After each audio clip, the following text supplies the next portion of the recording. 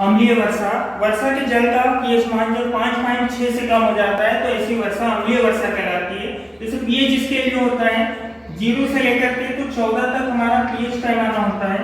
तो इस पीएच पैमाने में आंकड़े 0 से लेकर के 14 होंगे। 0, 1, 2, 3, 4, 5, 6, 7, 8, 9, 10, 11, 12, 13 और 14।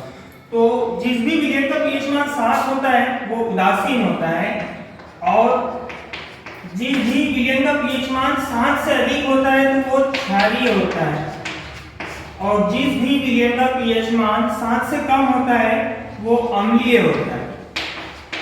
तो आज का हमारा टॉपिक है अम्लीय वर्षा। तो अम्लीय वर्षा वह वर्षा होती है जिसका पीएच मान 5.6 से कम हो जाता है। परिभाषा के रूप में लिखना है कि वर्षा के जल का पीएच मान जब 5.6 से कम हो जाता है तो ऐसी वर्षा अम्लीय वर्षा कहलाती है। तो अम्लीय वर्षा को याद रखने के लिए आपको याद रखना है कि जब भी वर्षा के जल का पीएच मान 5.6 से कम हो जाएगा तो वो अम्लीय वर्षा होगी। 5.6 से जैसे जैसे आगे बढ़ते जाएगा तो अम्लीय वर्षा नहीं कहलाएगी, यानी वर्षा के जल का पीएच मान 5.6 से कम हो जाना चाहिए।